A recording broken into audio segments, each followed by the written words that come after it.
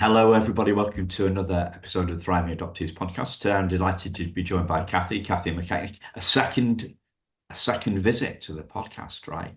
Yeah, Yes. and we're talking. Doing so many episodes where we end up talking about IFS stuff. And Kathy's Yay. Kathy's just a leading light in this world of IFS, especially for Mhm. adoptees. You've done your chapter. What's the book called? So The book, IFS, ladies and gentlemen, isn't just for adoptees, but there's this new book out, and it's got different chapters in it. So it's called Altogether Us, and and Kathy has done the chapter on adoptees. So yes. IFS and healing. Um, the question that I start with at the moment is, to what extent does this word healing resonate with Yeah. Well, first of all, I want to say thank you, Simon, for having me back. It's great to get to talk to you again. Um, and thank you for mentioning that chapter in the book. I I feel very proud of that. I feel very happy that adoptees were included in this book. And it is called Altogether Us, and the subtitle is Integrating the IFS Model with Key Modalities, Communities, and Trends. And I feel very happy that adoptees were included as a unique community. So I just wanted you? to say that, and thanks for Yeah. mentioning it. So I think this question about healing is a good one, and it's interesting. It makes me pause and think. And I notice that there is a part of me that seems to have some resistance to that word, but on the whole, I absolutely believe in healing and believe it's possible, and that's because I've experienced it and I experience it ongoing. So yes, healing resonates with me, and in IFS we are doing healing work because we are healing different parts of us. And the more healing we bring to different parts, the more spaciousness is opened up inside of us, and the more we feel healed. Yeah. Uh, so I just want to give a little bit of backstory on this interview as well. So Kathy does a webinar. It's a couple of hours, 3 hours, was it? I think.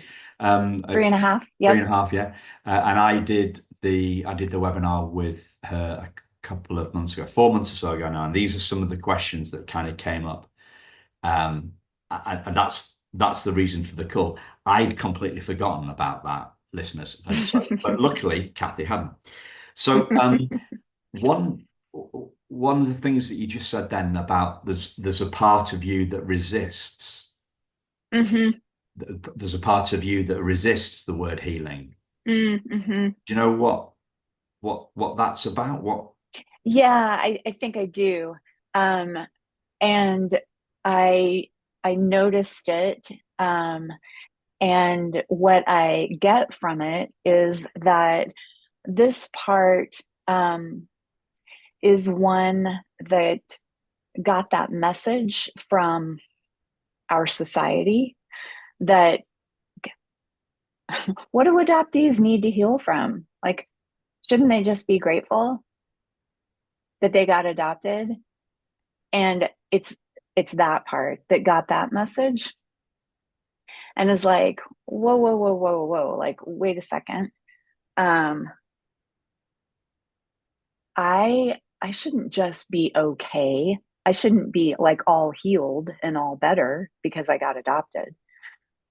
So that is a part, but one of the things I love about IFS is that we recognize we consist of all of these different parts, and not one of them represents all of who we are. So that's a part of me with that voice. And it seems to be a singular voice. Sometimes, there's a chorus of parts. Um, that say the same thing, but in this case, it seems to be just one. And I can make space for that part.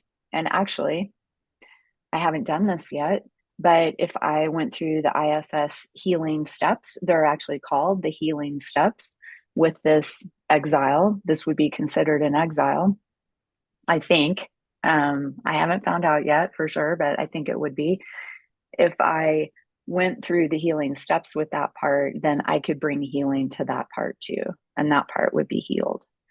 So there's that part, but I, from self, believe and know that healing is possible and it resonates. And I, like I said, I have experienced a lot of it myself, largely from using this model and in some other ways too. Yeah. So I think it's what you're saying that the trauma is in the trauma is in the parts.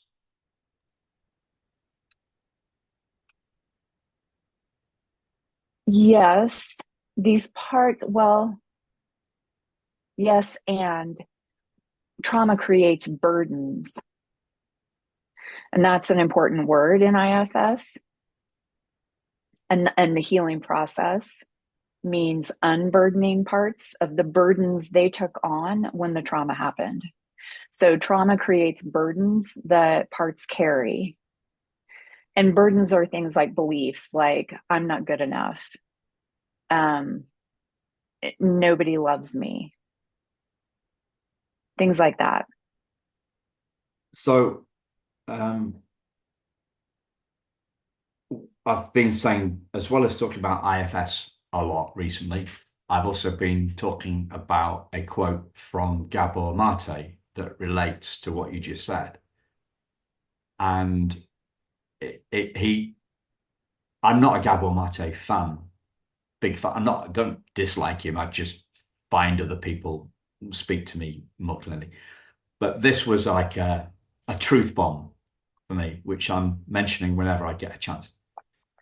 And it was the fact that feeling, we talk about the feeling of not feeling good enough, but that is actually a belief.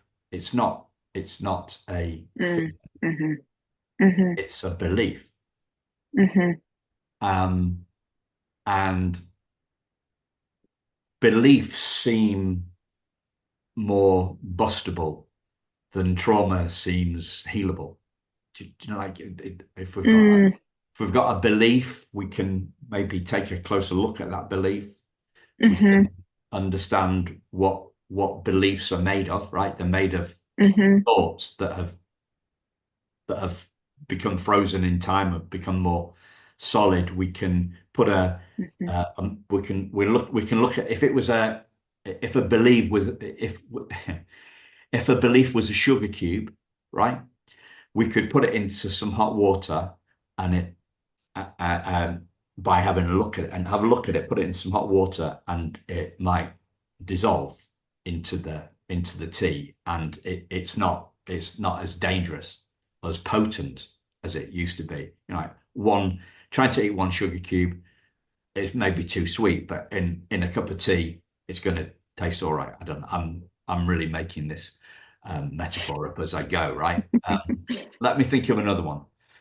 So if we think of an ice cube, right? So there's some we've had a thought. I'm not good enough, and that and that's a droplet of water. We've had that droplet of water thought again and again, and it's become we felt cold, and it's frozen, and it's become an ice cube, right? So water is the thought, the ice cube is the belief. If we bring that ice cube into the open air, up to room temperature, it's going to melt eventually. It's going to leave a little puddle of water, and then over time, the water's going to evaporate, and there's nothing there, right? Because Yeah. That's that's what we look at in terms of beliefs, and that seems to me to be Yes. easier than like healing. Oh, healing. I don't really know what healing is, but I beliefs feel more bustable than trauma feels healing. Yeah, right. Healing can sound big, like you're saying. Like, what do we even mean by that? It sounds a bit overwhelming, but we can break it down. And one thing I want to say about beliefs and helping parts unburden their beliefs is that this is the key in IFS. Parts cannot do that and won't do that until they experience connection to what we call self with the capital S. And this is what makes IFS different from other modalities and more than just a therapeutic modality, but also a way of seeing the world. And self is the internal attachment figure. And once parts detect and experience self, which we all are born with, this is a belief that we have in IFS. Everybody comes into the world with their parts, and everybody comes into the world with self fully intact. So we're all born with self. And when we connect with parts from self and they experience that self energy, that connection to self, that attachment to self, and self witnesses them, that means self receives everything that the parts want to share or show us or tell us or make us feel about what they went through, about the trauma that happened to them. When self witnesses them in that trauma or witnesses, their retelling of it to self, that is what allows the parts to relax because they believe they've been heard. They experience being heard and seen. And then after that, and only after that, and after um, self has continually asked, is there more? Is there more? Is that it? Is there more you want to tell me? Is there more you want to share? Is there more you want to show me? Only after self has asked that multiple times and the part has reached a point where they're saying, no, that's it. Only then do we say, would you like to give up the beliefs that you took on at that time or anything that you took into your body at that time when that trauma happened that you've carried ever since then?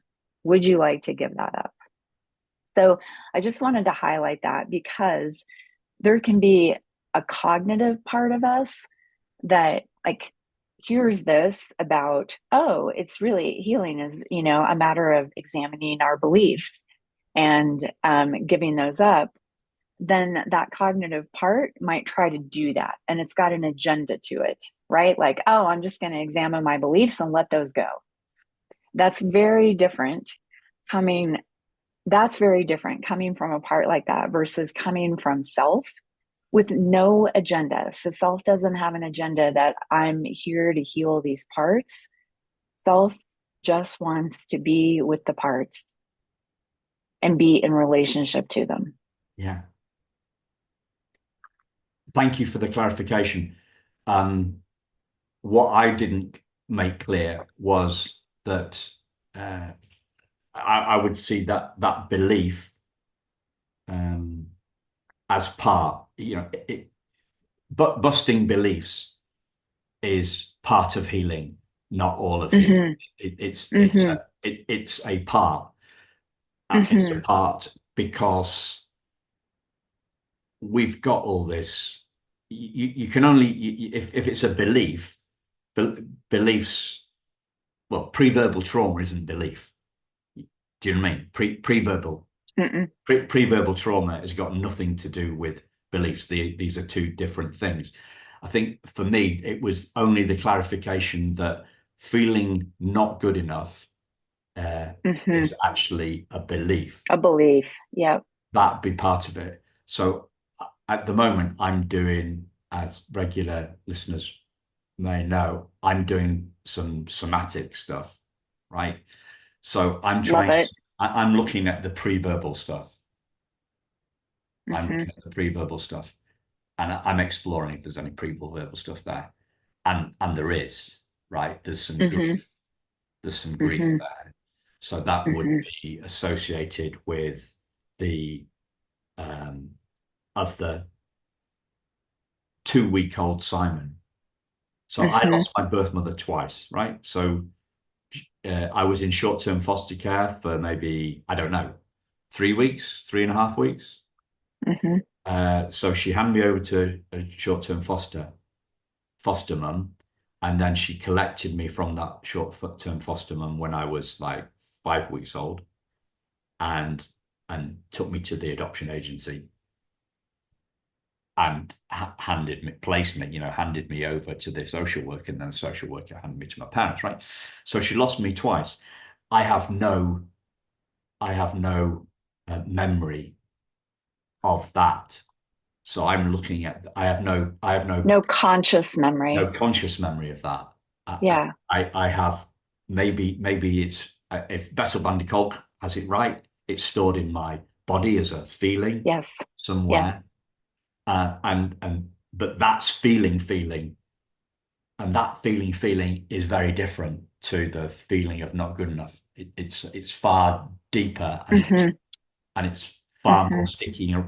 It sticks around a lot further. Hmm. Like Hmm. how many of us have, yeah, how many of us have done stuff that isn't as deep as that, and that's why we've been on a healing journey for so long, because we haven't gone to Hmm. the depths of IFS. We haven't explored Yes. self. Yes. We haven't explored self. We've done some because that's that's what the therapy has been around. It's been more about talk therapy, and still remains that way. Like, so if I was looking for a somatic healer, right? I'm having to drive about an hour and a half. If I put Hmm. therapist near me into Google, I get a gazillion results, right? Hmm. If I put somatic therapist near me, I don't get, I get one, and I've got to drive an hour and a half. So Hmm. the therapy world has been dealing with, has been more about talk therapy for non-adoptees than it's been about this work at depth.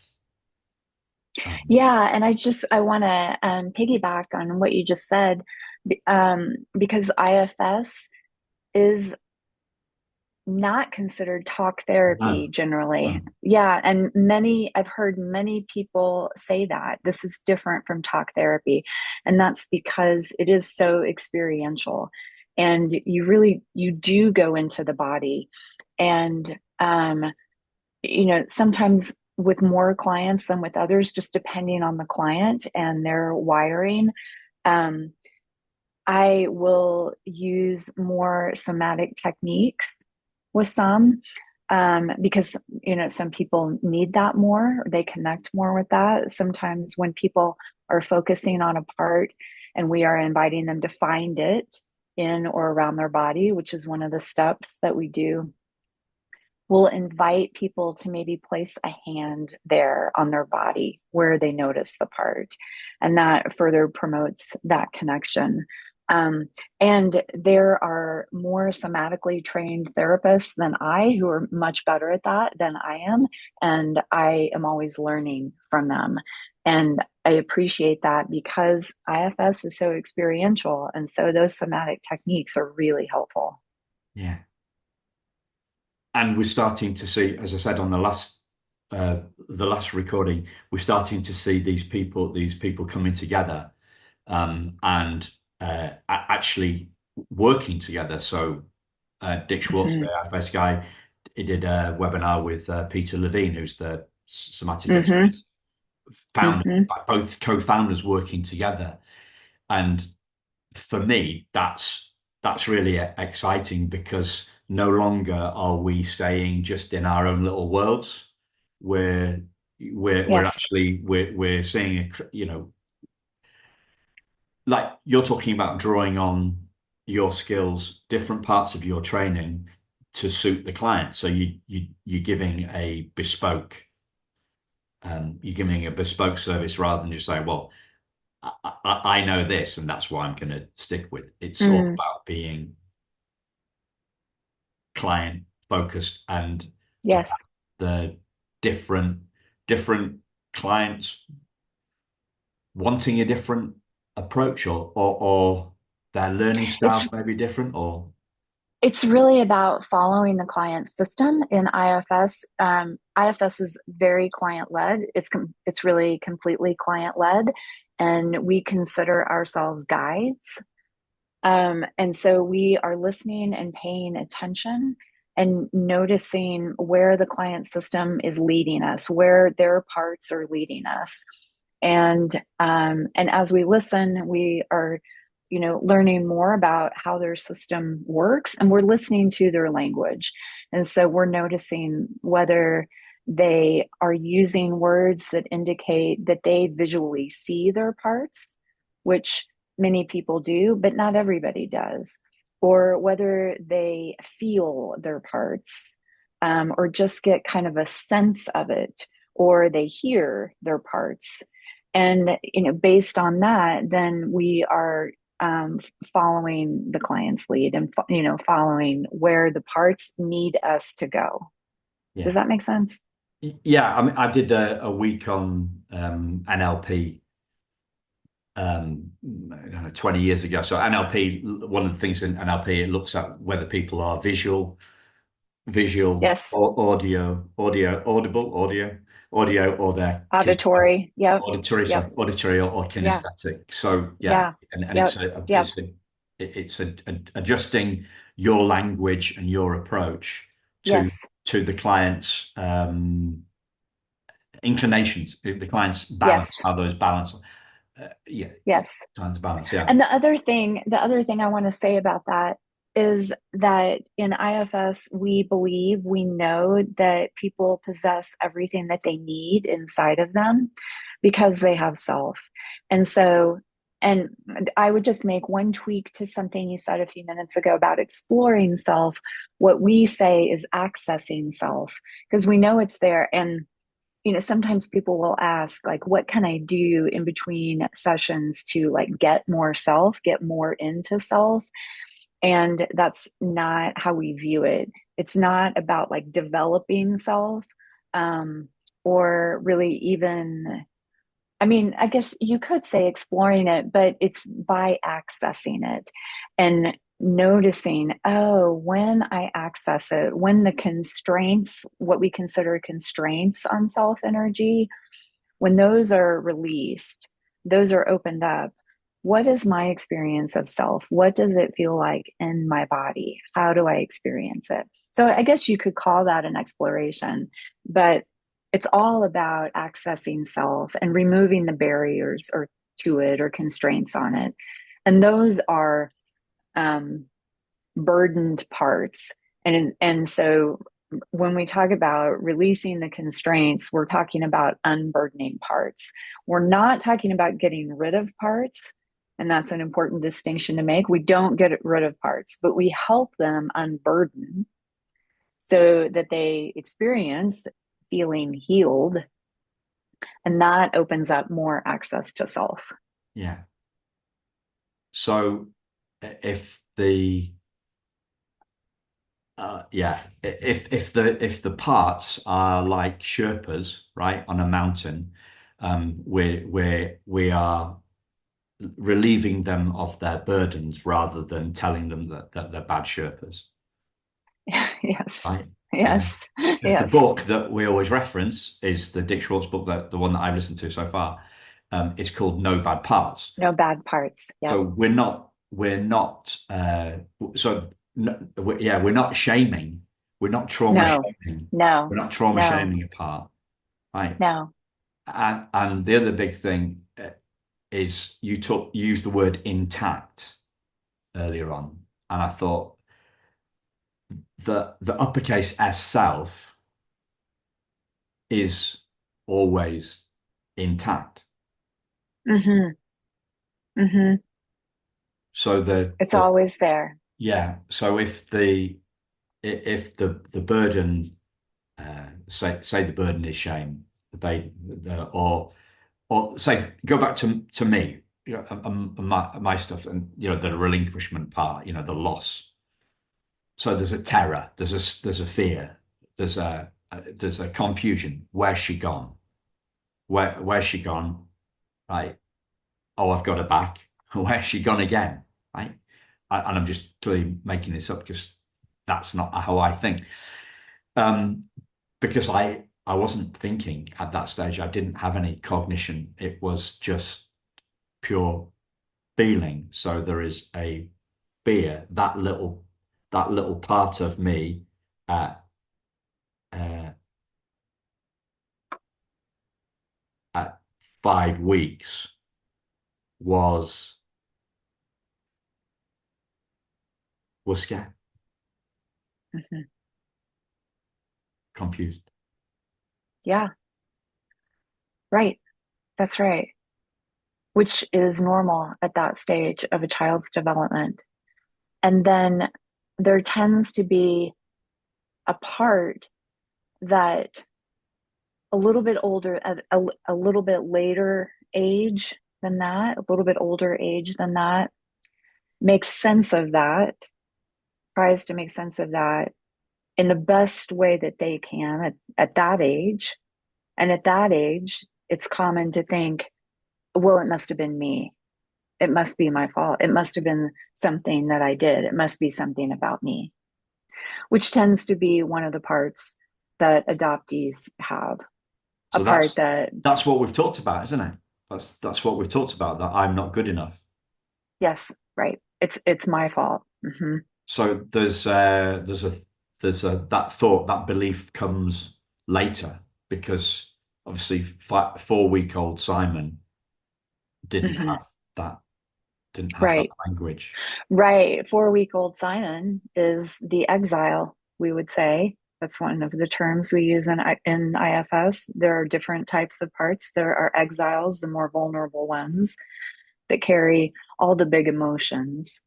And there are protectors, the ones that try to figure things out and that try to take care of the exiles or protect the rest of the system from the exiles out of fear that if the exiles are, allowed to express the big feelings that they have, that like that will negatively impact all the other parts in the system.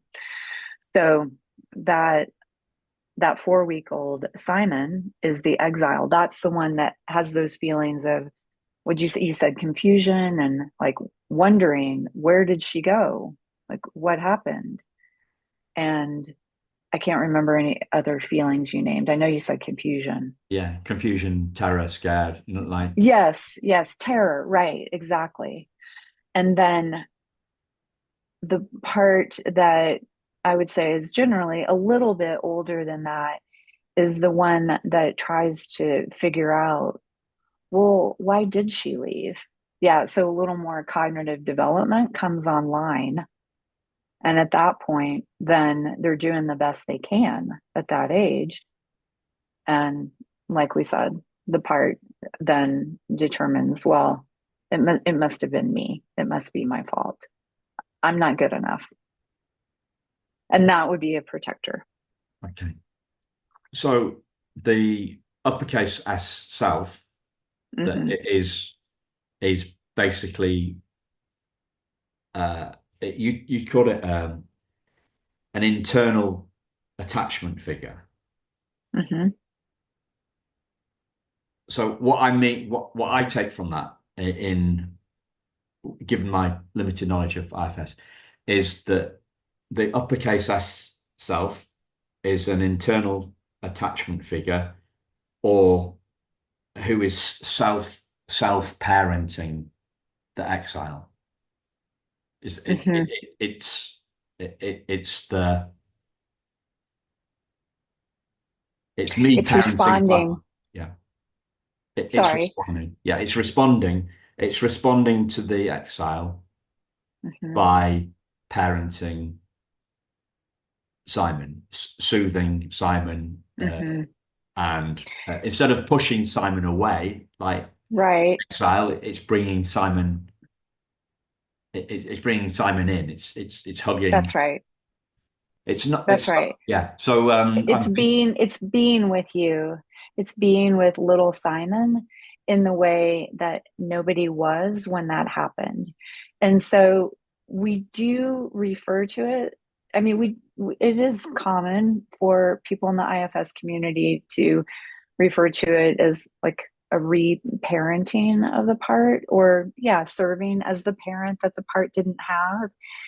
And I always have there's a part of me that has a little bit of hesitation about that, just because it's also not uncommon to encounter another part in us, an older adult part that wants to help and take care of other parts and like be that parent.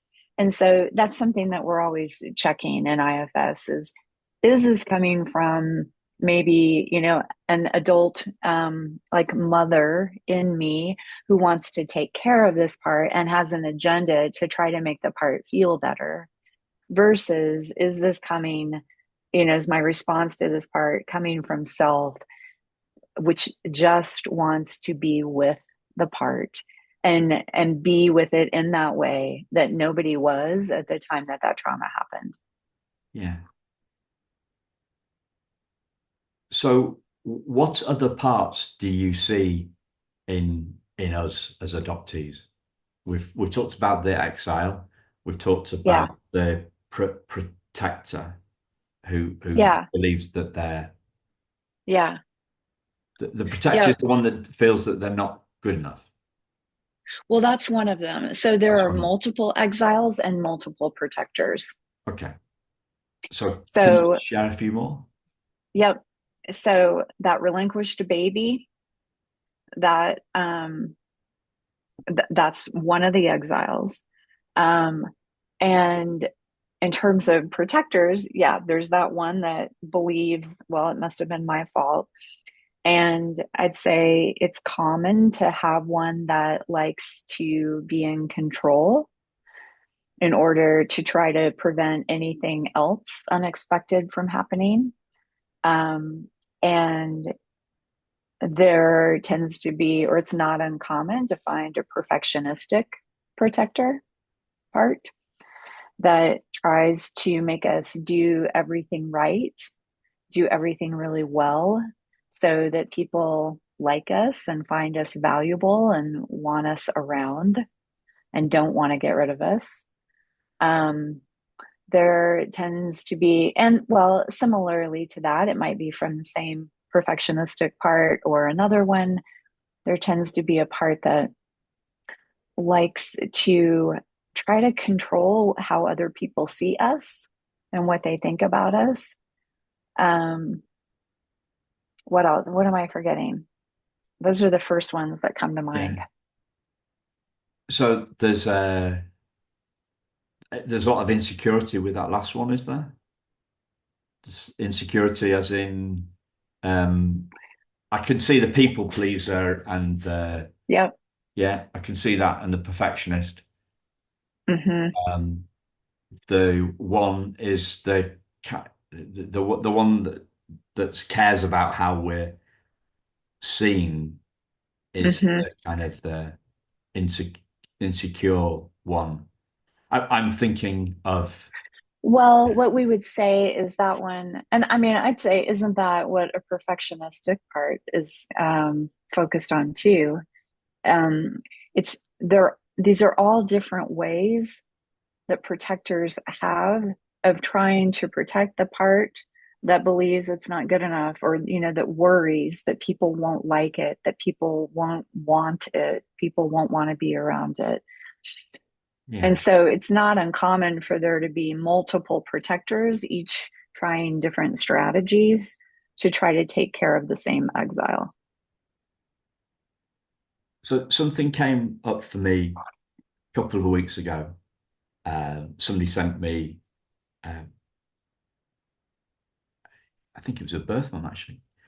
Somebody that I've interviewed sent me a message. I was thinking, and it was a nice message. And I was thinking, well, people see me at my best on their podcast, right? Um, and uh, th- and they lot of other people have expressed that I'm a nice guy, right? And I thought, and I thought to myself, this feels a little strange because how often do I see myself like that? Mm, hmm. Yeah. So when I hear you say that, what I hear possibly is what in IFS we call a trailhead. So that's um, a thought or a feeling or a belief that if we explored it could lead us to the part that thinks that, right? So what I hear is it sounds like there's a part of you that's like, hmm, I don't know if this is it exactly, but I don't know about that. Or I don't know if I think that about myself. Or do I believe that? How often do I think that? And so if I were using IFS with you, if we were doing an IFS session, I'd say, Simon, do you want to focus on that? Do you want to explore that? And then if you said yes, I'd say, okay. So focus on what you just said and tell me what you're noticing in or around your body. And then from there, I'd be, guiding you through the process of learning more. And you would be led to a part, and we would continue to find out more and find out what it's protecting, if it is protecting something or if it's the exile. And Yeah, then we'd go through the healing steps. yeah. Yeah.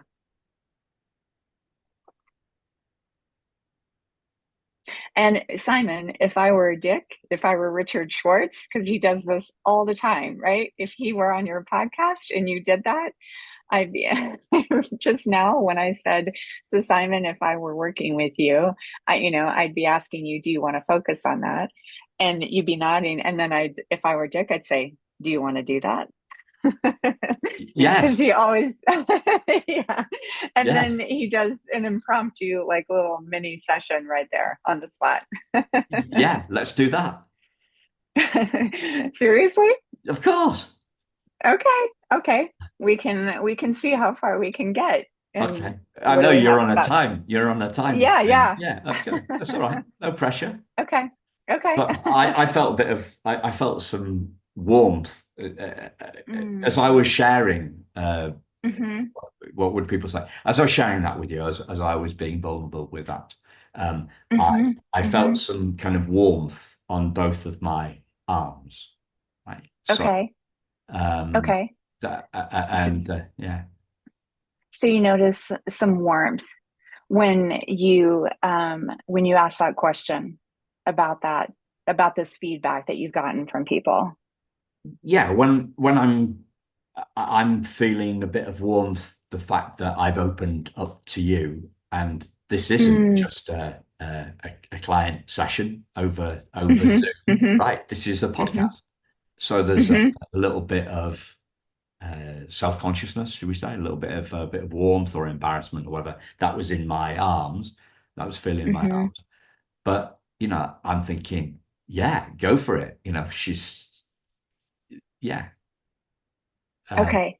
so Okay. So go back to what you were saying, so which is what what's people have said, the feedback that you've gotten, uh, and that you ask the question, how often do I see myself that way? Like you've gotten feedback that you're a nice guy.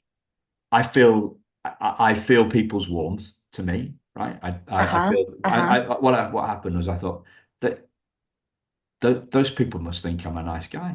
The people think I'm a nice guy.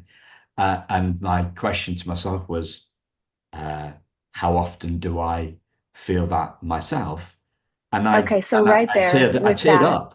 I teared up, literally. Okay. I So teared stay up. with that. Yeah, so stay with that. The tearing up and that Yeah. question, how often do I feel that? And just How, notice what is happening inside your body right now and where you're being drawn. yeah. I'm feeling a bit tricky because this is a podcast, right? And we're into this. Right, right. Yeah, And yeah, yeah, yeah. so But I'm up to it. you Yeah, don't have to do this. You don't have to proceed. But I can say this is actually a really nice illustration of what we were talking about a little while ago about how IFS is not just talk therapy, how you go into the body. And so I don't know if this is what is happening for you, but sometimes when we do that, even at the very beginning like this, it can feel pretty intense. I don't know if that is what was happening for you, but there is vulnerability right there, right beneath the surface often. And so we are respectful in the in the role of the guide, and we check it out. Is it like, and I didn't ask this, but this would be a good place for me to ask, is this okay with the rest of your system? Is this okay with the rest of your parts if we do this right now, if we go there? So we're getting permission from everybody else, all the other protectors and everyone else, so that we know that we do have permission and we're not just bypassing these protectors. And a lot of times um, with this model, people commonly think, understandably so, as a result of, I think, how the model is often presented and what people learn about it, that we're trying to get protectors like out of the way. But that's an agenda. We're trying to get the protectors out of the way so we can go to the exiles and heal them. Speaking of healing, it's common to think like that's where all the healing is. If we can just get those protectors to step back, then we can go to the exiles and heal them. But those protectors are so important. They have been working diligently our whole lives to try to protect us, not knowing that self is there. They, at the point in time when they started doing what they do, when they started doing their jobs, they didn't know self was there, or they didn't have access to self. And so they were like, well, I guess I better figure it out. And they figured it out as best they could at age 5 or 8 or 12 or 6, whatever the age. And they have been doing that job tirelessly, thinking they have to do it, believing that they are in charge, often believing that they are self, thinking like, I'm Kathy or I'm Simon. And so we don't bypass them. We form relationships with them. We connect with them from self. yeah. So as you were talking, then I was thinking that I couldn't go there when we're talking, right? Um, Mm-hmm. but I'm now putting a couple of things together. So that happened, this moment of when I teared up, that happened 2 weeks ago, um, and I did the somatic. I did the somatic work the following day. Right. Mm-hmm. We did the somatic work the following day, and it brought up some stuff. I let go Mm-hmm. of some, brought up some grief. Like, um, Mm-hmm. you were talking about, as you were talking about the use the word exile.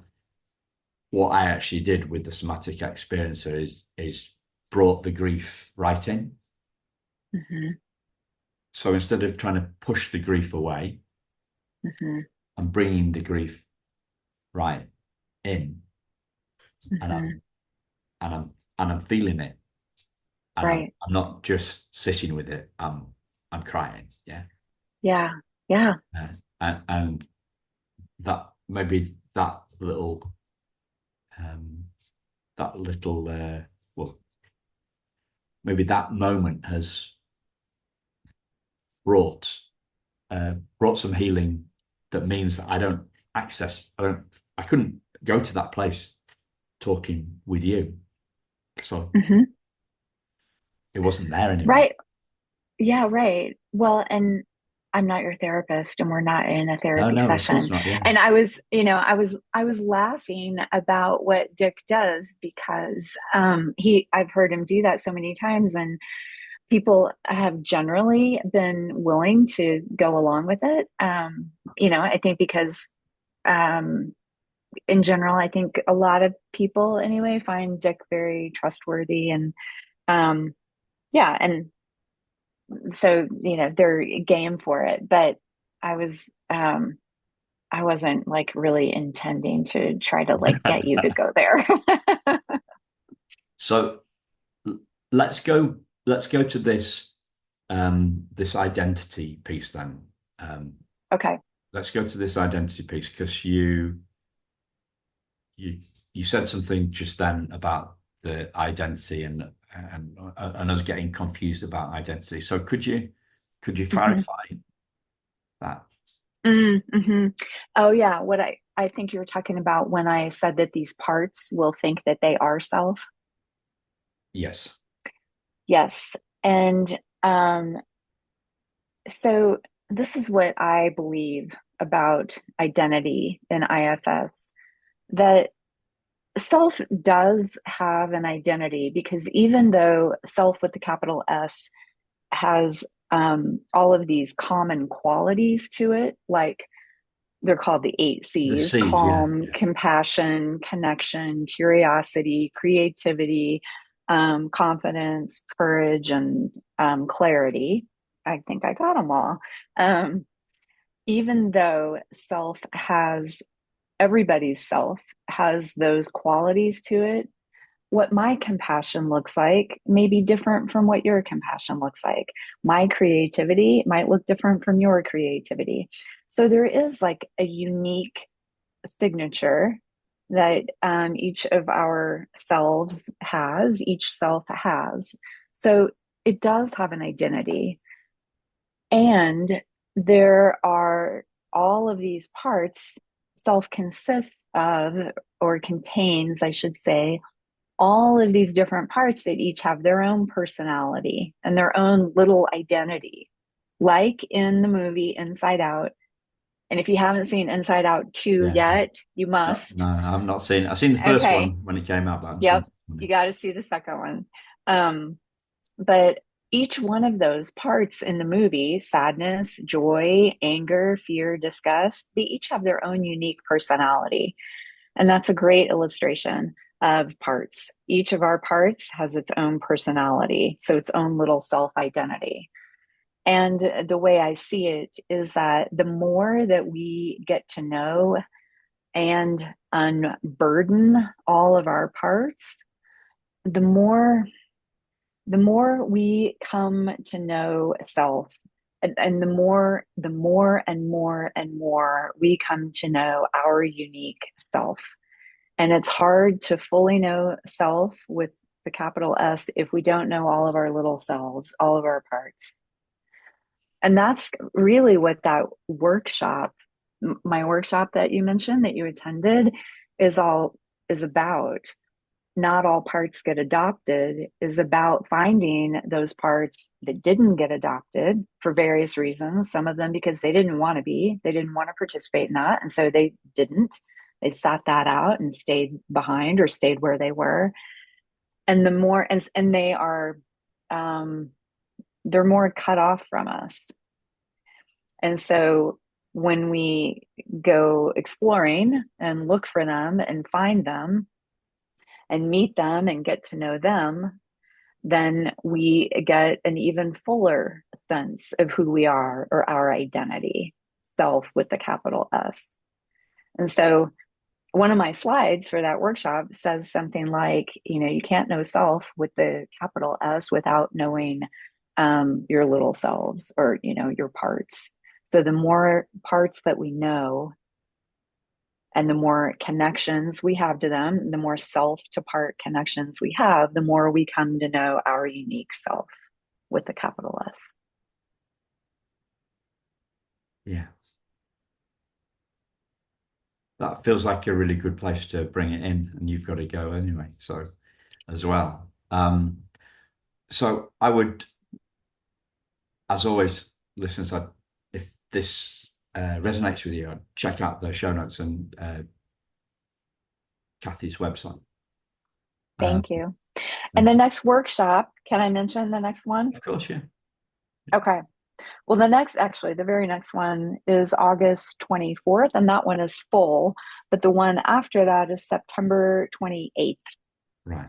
Okay. And the best place to register is probably to find me on Instagram, and that's adoptee therapy. And then the link to registration is in my bio. Brilliant. Jolly good. Thank you, Kathy.